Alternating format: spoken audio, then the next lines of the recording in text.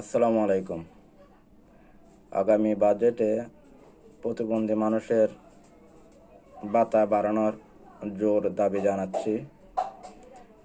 প্রতিবন্ধীদের অধিকার যেন প্রতিবন্ধী মানুষেরা ফিরে পায় সে ব্যবস্থা নেওয়ার অনুরোধ করছি মাননীয় প্রধানমন্ত্রীর প্রতি। নির্বাচনের আগে প্রতিবন্ধী মানুষদের নিয়ে অনেক কথা বলে, কিন্তু নির্বাচন শেষে প্রতিবন্ধী মানুষের কথা একবারও বলে না। এতবার সংসদ সদস্যের বক্তব্য শুনলাম, কিন্তু একবারও তাদের মুখ দিয়ে শুনলাম না প্রতিবন্ধী মানুষের অধিকারের বিষয় নিয়ে, প্রতিবন্ধী মানুষের ভাতা বাড়ানোর কথা নিয়ে।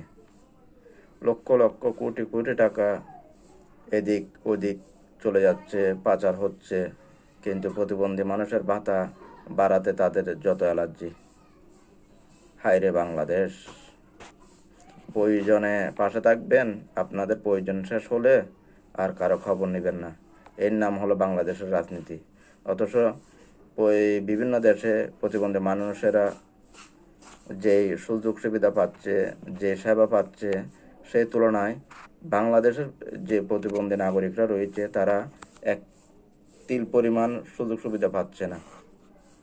আশা করি আপনারা বিষয়টা বিবেচনা করে দেখবেন। আসসালামু আলাইকুম।